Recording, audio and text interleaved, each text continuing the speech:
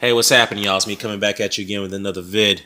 Now, first things first, before I start this video off, I have to say congratulations once again to Carl Frampton becoming the WBA featherweight champion by defeating Leo Santa Cruz in a very, very good action-packed fight. So, my hat's off to him. Now, after the fight, as I pointed out in my last video, that Carl Frampton stated that he wants to fight the best fighters out there. He want to fight the likes of Selby and the likes of Gary Russell Jr. in the featherweight division, which would be very, very good fights to be made. So, yeah. But soon after the fight, Guillermo took it to Twitter to call out Carl Frampton once again. And he tagged Frampton's name on a Twitter post saying, look, let's settle our differences. This is only paraphrasing. Let's settle our differences. We could do it. I want to fight you anytime, anywhere. We can do it in Belfast. Let me know when the time and the place. Let's get it done. So, in the post-fight press conference, I should say, Frampton was asked about Rigondeaux. He said, look, I'll fight anybody. I'll fight anyone, anywhere, anytime. Okay? But I will not fight Guillermo Rigondeaux.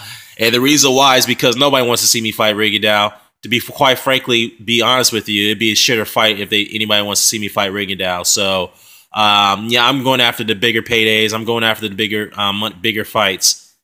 I'll leave it there. Now, this is where Carl Frampton's not getting a pass, and I'm surprised that anyone's giving him a pass for doing what he's doing here, for ducking a man very, very, very shamelessly, as Hatman will put it. This is very inexcusable, okay? First things first, Carl, you said yourself that you wanted to fight the best out there. Well, guess what? Guillermo Rigondeaux is one of the best fighters in the world. Yes, his style may not be exciting, but the fact is he's rated the best super bantamweight fighter in the world. He is the guy to beat in that division. Okay? So, if you're not willing to take on the best, then, if you're not willing, you say you're willing to take on the best, then you're being hypocritical because you're not willing to take on the best fighter at 122 in the division that you previously competed in. Now, when Guillermo Rigondeaux made that statement to Carl Frampton in that Twitter post, he made an indication that he has no problem going up to 126 and fight him. And as I stated in my last video, that's what he needs to do. But whatever business that he has to take care of at 122, get it done. But I would highly suggest that he moves up and go after Carl Frampton and call his bluff there and see what Carl Frampton does. If he decides to move up in one division to get away from him or go back down to 122, as he claimed that he had trouble making weight for that division. I don't know. But needless to say, Carl Frampton a few years ago, along with his promoter and manager Barry McGuigan, they even openly admitted that they couldn't beat Rigondeaux. They just can't see it stylistically that he can win that fight. They've openly admitted that. And so they stated that give us a couple more years and we'll be ready for him. But when the time came, when Rigondeaux became the mandatory challenger to the WBA title at 122, Frampton just vacates it. Vacates it without even negotiating with him. Now, for you to say that Guillermo Rigondeaux brings no money, then explain why did you bother negotiating with the man at the negotiation table? Why didn't you bring him to the table? Now, speaking of him not bringing no money to the table, now explain to those out there who's defending Frampton for this type of behavior, then you need to explain why I Didnt Denier got his biggest payday for fighting Guillermo Rigondeaux. He got $1.3 million fighting Rigondeaux. Obeku got a big payday for fighting Guillermo Rigondeaux. His biggest payday, I should say. Amagasa in Japan got his biggest payday for fighting him. The only guy that didn't get his biggest payday if he had fought Rigondeaux was Chris Avalos. Now, Chris Avalos was going to get 80 grand for fighting him, and Rigondeaux was only going to get 230 grand within that limit range. But Chris Avalos opted out of the fight, and he went after Carl Frampton for a bigger payday. Okay, fine. That's what he wants to do. That's his prerogative. But a duck is a duck. Now, for those out there who are saying that, well, I've seen a couple guys' videos on this, and they're saying that what Frampton did is not considered a duck because he's going after the big money fights and Rigondeaux is boring. Well, really, if that's the case, then why didn't you give Peter Quillen the benefit of the doubt? Yeah, Peter Quillen. Remember that? Remember him? Yeah, when he gave that infamous interview to IFL TV, he stated that Gennady Golovkin brings no money to the table. And he was going to go after bigger opportunities. Now, as soon as Quillen said that, you guys ripped him to shreds, tore him apart Video after video after video after video, comment section after comment section after comment section, blog after blog after blog after blog. You gave Quillen no room for forgiveness for doing that. And I ripped him to Quillen for doing that. Okay? But ultimately, he did get his biggest opportunity for fighting Daniel Jacobs. He got a big payday for doing that. But you guys ripped him to shreds. And Danny Jacobs, by that matter. They both said that Golovkin brings no money to the table. So why is it that you guys are going to rip those guys for saying that about Gennady Golovkin, but it's okay for Carl Frampton to say that about Guillermo Rigondeaux? Why the double standard? Why is it okay for them to go ahead and, okay for Frampton to duck Rigondeaux for financial reasons, but it's not okay for Quillen and Jacobs to do the same thing?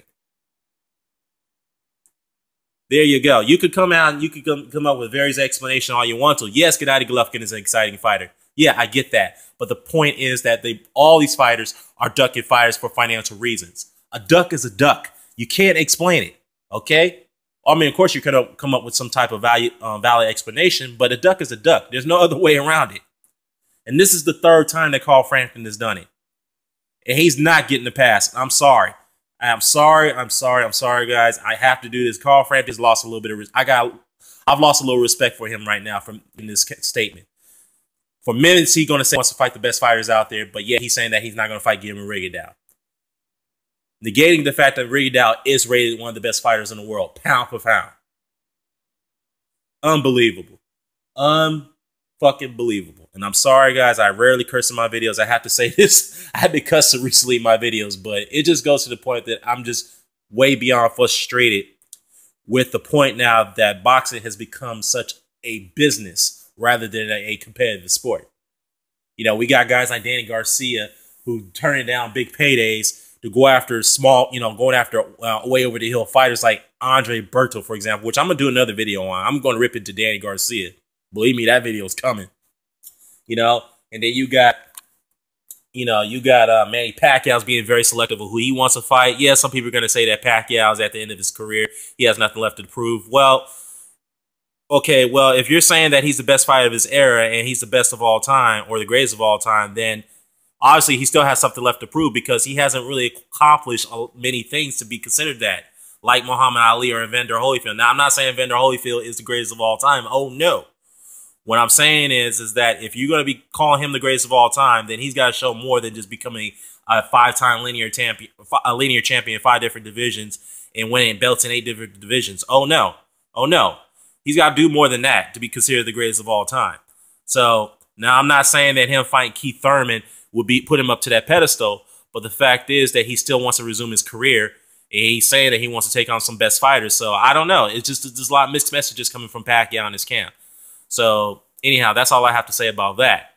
But needless to say, this is really frustrating to this point that we've gone to this state, this period of boxing now that people want to be selective who they want to fight, when they want to fight them, and where they want to fight them. It's like, God damn it,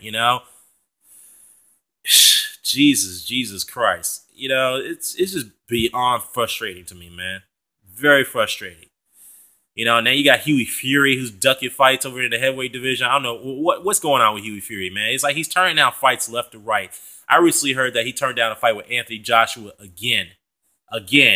Turned down fights with Dillian White. Turned down fights with Deontay Wilder. It's Zars Glaskov last year. This actually happened last year. He pulled a move by turning down a Deontay Wilder fight to go after a Charles Martin fight, the IBF title, and that totally backfired. But other than that, man, this is getting very, very frustrating. Very, very frustrating. And to those out there who's defending Frampton, I would like for an explanation. I really do. And I am going to get those in the comment section. Explain to me why Carl Frampton ducking Guillermo Rigondeaux for financial reasons is any different from Danny Jacobs, Peter Quillen, and Billy Joe Saunders. I forgot to mention him for ducking Gennady Golovkin for financial reasons. How's that different? And don't say that Golovkin brings money to the table. Well, that's not what Billy Joe Saunders and Peter Quillen and Danny Jacobs are saying. So let me know in the comment section below what your thoughts on this. And let me know, for those out there with rational sense, Let me know what your thoughts on Carl Frampton ducking Guillermo Rigondeaux. Again, 3 strikes. 3 strikes. You're done, man. You're out. All I got to say, I'm out.